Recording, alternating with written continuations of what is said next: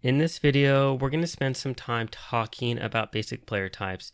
Now, even though this is a course on poker mathematics, as you learned earlier in the course, we need to think about our opponents that we're playing against. So a player that is a good poker player is going to consider their opponents. They're going to know how to play against their opponents in addition to utilizing math at the table. So as we go through the course, as we do hand examples and exercises, I'm going to be referring to different player types to help you to understand and to get you to think about the different ranges that different player types are going to utilize at the table. So the basic way that I think is the easiest way to think about player types is with this basic player type matrix that I put together. And what I've done is I have a horizontal axis and a vertical axis. And if we look at this on the horizontal, we can think of players as either being passive or aggressive, anywhere from very passive all the way to very aggressive. And then with the vertical axis, we can think of them as being very tight to very loose. So we have spectrums of different players. And with this, we can break players into four broad categories. So we can think of players as being loose passive or loose aggressive or tight passive or tight aggressive. And any one player is going to fall somewhere onto this spectrum, right? Because they're going to either play somewhat passive or somewhat aggressive or very passive or very aggressive, and somewhere between very tight and very loose.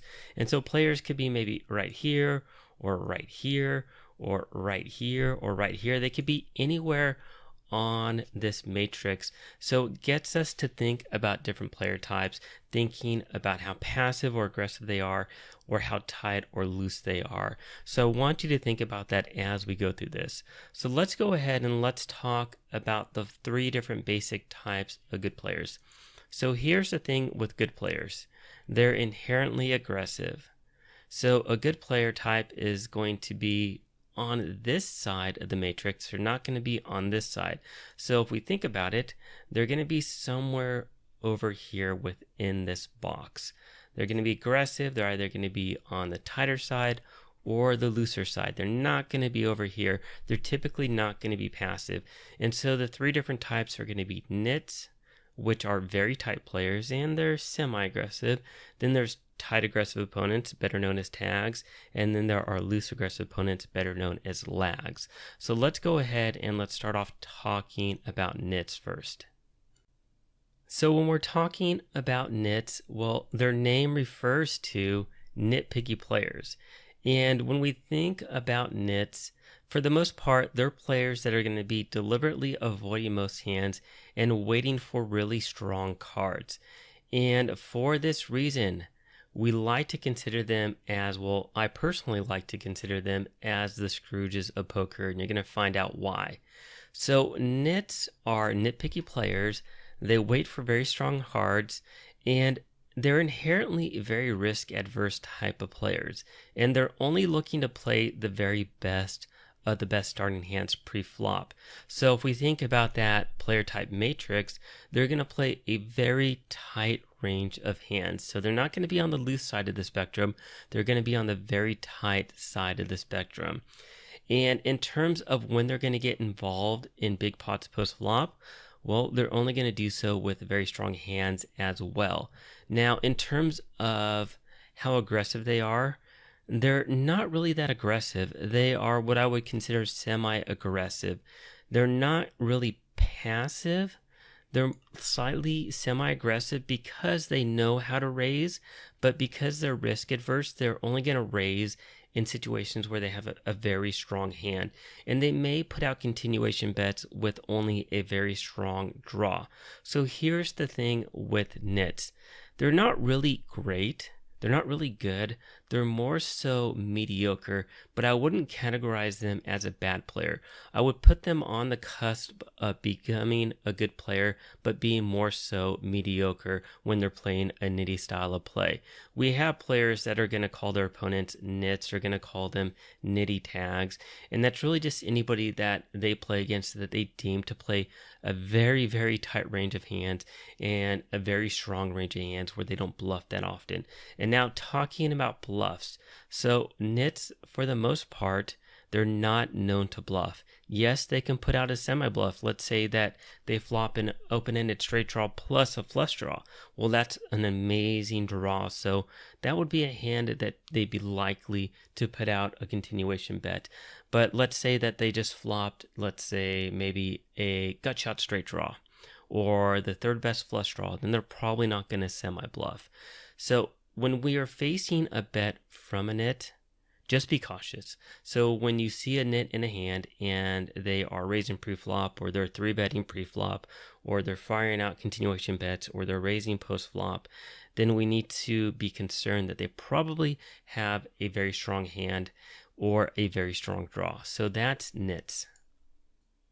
So now let's talk about tight aggressive opponents, better known as tags. So when you think about your stereotypical good poker player, this is what we're referring to. We're referring to tags. Tags are our typical good poker player opponent type, and they're going to encompass a majority of the good players that we play against. And a lot of poker coaches actually advocate a tag style of play for beginning poker players that are striving to become a good poker player. In fact, that's what I teach. So why do we do that? Well, a tag style of play is time tested and it works.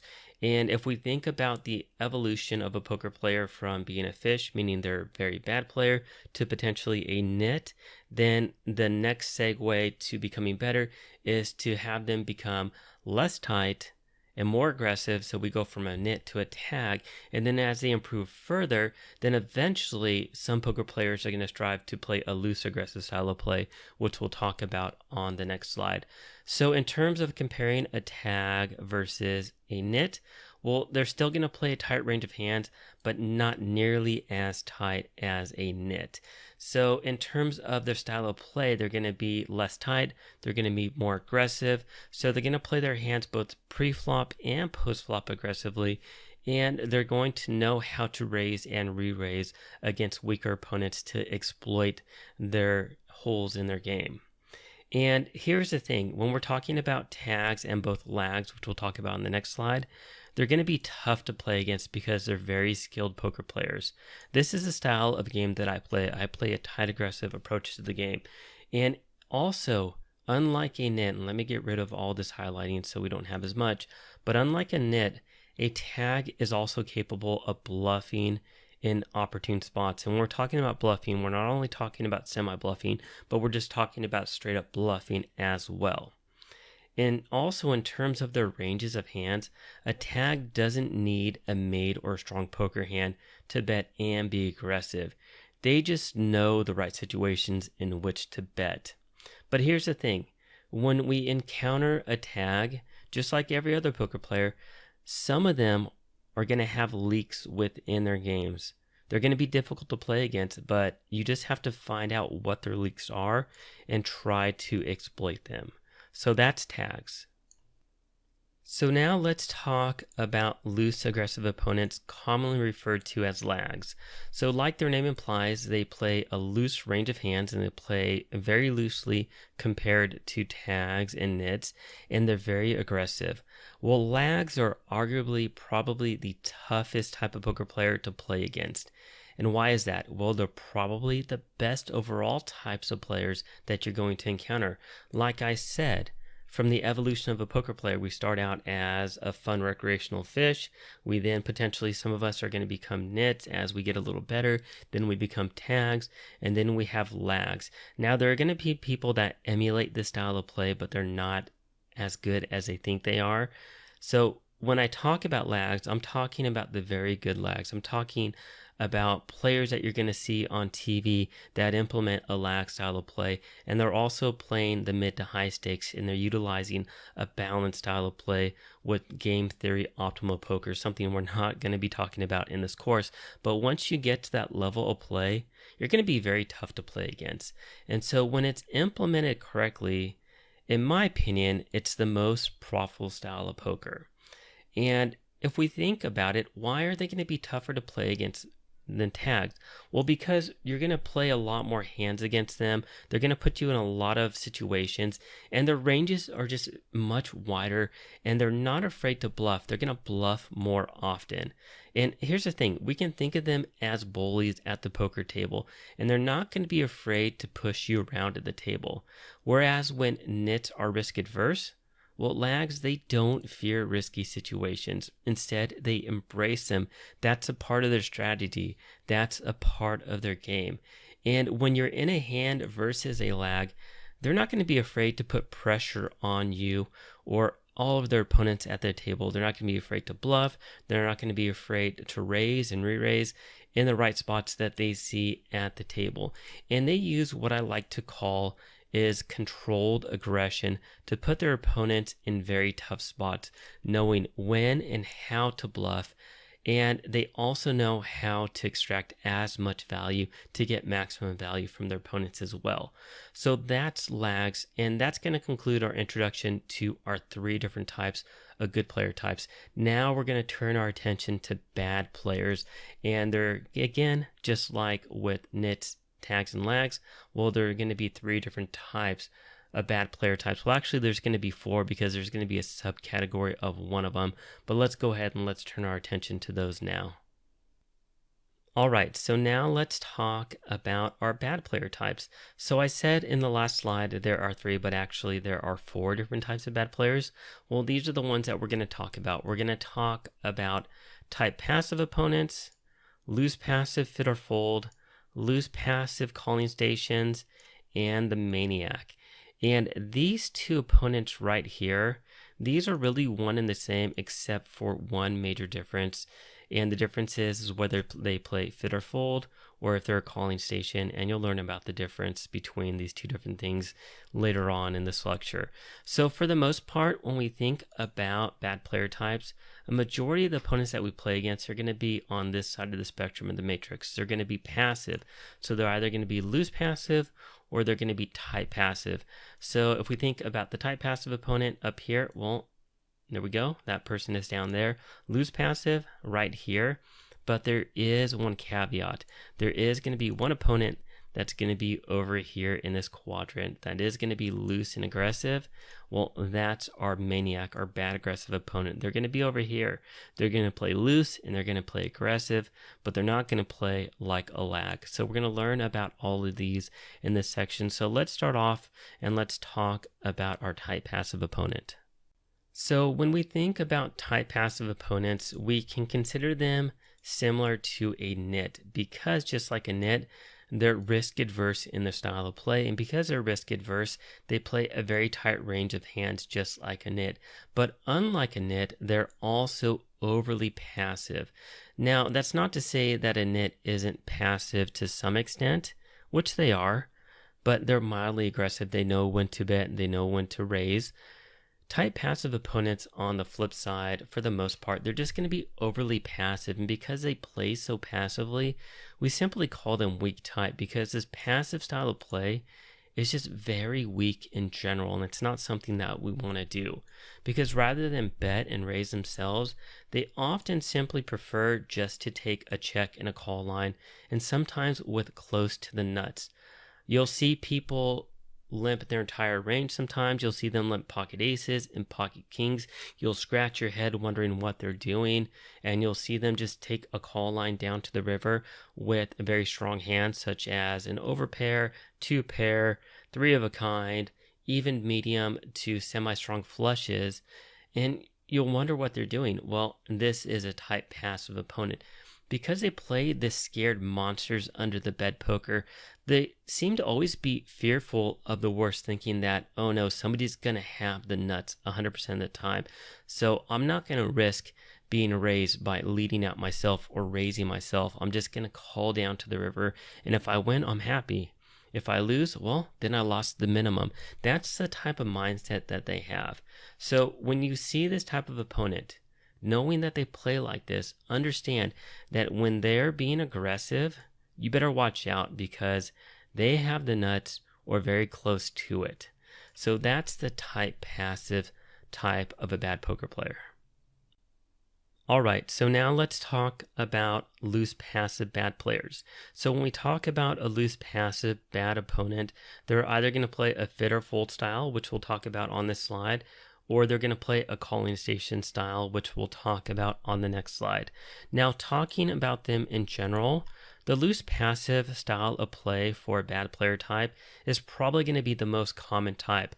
And so this is what I like to call your stereotypical bad player, because when you sit down at a live low stakes game or you sit down at a micro stakes game online, this is going to be the most common type of a bad player. And like their name implies, they play a very loose range of hands, and they're very passive, just like the previous type of player that we talked about, the type passive player. Now, here's the mindset of a loose passive player in general. And the mindset is that they love to limp in pre-flop or to call a raise for as cheap as possible to try to see as many flops as possible for as cheap as possible. And their mindset is that, well, if I play a bunch of hands for as cheap as possible, I'm not risking that much.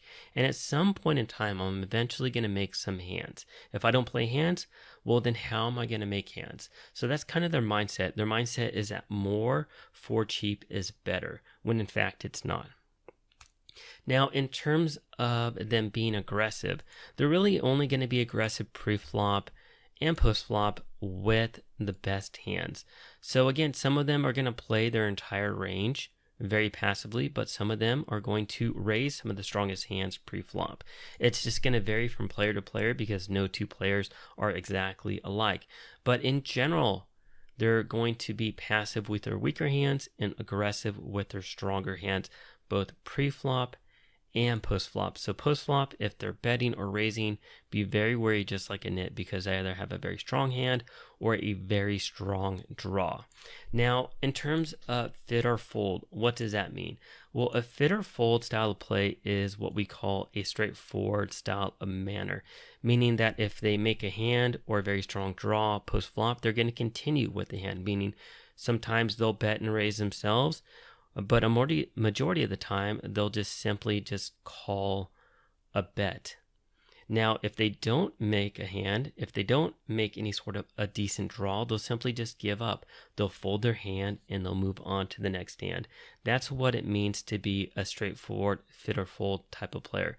They play straightforward, they make a hand or a draw, they continue. If they don't, they just fold to any sort of aggression and move on to the next hand. So that's the fit or fold. Now let's talk about the calling station. So a calling station is another type of a loose passive opponent, and they share many of the same characteristics as a loose passive fit or fold opponent, except for one crucial difference, and that's that they hate to fold. And that's why we call them a calling station, because they just don't like to fold. They're stationy and they just love to call. So just like the fit or fold, they love to limp in and see tons of flops, but they hate to fold. So they tend not to fold to aggression, making them almost impossible to bluff if they hit any part of the flop, meaning they have a very weak draw, or even they have maybe king high or ace high or bottom pair. They're not gonna fold. So they'll call both pre-flop and post-flop to raises and 3-bets and 4-bets with a very broad range of hands. And I've seen it quite a bit. So for example, let's say that somebody open raises, somebody 3-bets them, somebody else decides to cold 4-bet them, and then there's a calling station. I've seen calling stations call the cold 4-bet in the middle of the action pre-flop. And they really don't care about their range of hands. They just want to see a flop. They love to see flops. And then the same thing post-flop. Somebody fires out a continuation bet, somebody raises, and calling station calls. So that's the difference. They do not like to fold. They love to call. So don't be surprised when you see something like this where they show up with a very wide range of hands pre-flop and post-flop, and you're just left there scratching your heads wondering what they're doing.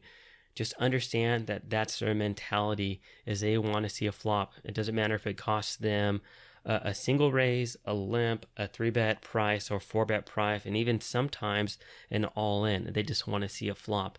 Now, they're not going to be aggressive unless they have a very strong range, just like the loose passive fit or fold. But when they're calling these big raises pre-flop, their range could be very wide, and then post-flop as well, the range could be very wide as well. But when they're getting aggressive themselves, remember they are typically going to have a very strong hand or a very strong draw. So that's the difference between our fit or fold and our calling station loose passive type of opponent. Now there's one more type of player that I want to talk about, and that's our bad aggressive maniac. So let's talk about that player type now. So the last player type that we're going to talk about in this lecture is the bad aggressive maniac. So the bad aggressive maniac, you can think of this player as the bad version of a lag. So while a lag has controlled aggression, they play loose and they play aggressive, well, so does a maniac. But a maniac is going to have uncontrolled aggression. They're going to be playing a very loose range. They're going to be playing very aggressively. They love to gamble by betting and raising, but they do this without any sort of a sound strategy in mind. So when you see them at the poker table, they're just going to be overly aggressive and overly loose with a wide range of hands, and you're going to be left scratching your head wondering what they're doing. But don't try to understand their strategy because, well, many times they don't have any sort of a strategy. And with these types of poker players, it's not uncommon to see them either sitting there at the table with a huge stack, or to be down multiple different buy-ins, or to simply sit down at a table and to bust out very quickly and to walk away. Now, this type of a play causes them to have huge swings in their poker chip stacks in a very relatively short period of times, and it can also cause the same thing to happen to their opponents as well. Because they have uncontrolled aggression, we really never know exactly what they have or what they're doing, just because they just play just very erratically. They could be bluffing or they could be value betting. You just never really know. And here's the thing, when we're playing against this style of player, it's not uncommon for them to put people on tilt. So I've seen it time and time again where they make silly moves and they suck out on a decent player, they take down some huge pots, and they put people on tilt. But here's the great thing, is that this type of a player type, if you're willing to play big pots with them, they can be very easy targets to double up against because they're pushing a bunch of chips around in the pots with, for the most part, a very wide and weak range of hands. And if we're willing to play for stacks against them with hands that we typically wouldn't play against with a nit or a tag or a lag, then we can utilize them as a means to potentially double up fairly easily. So that's the maniac, and that's going to conclude our lecture talking about good player types and bad player types. If you have any questions, please let me know. If not, thanks for watching, and I'll see you at the next video. Take care.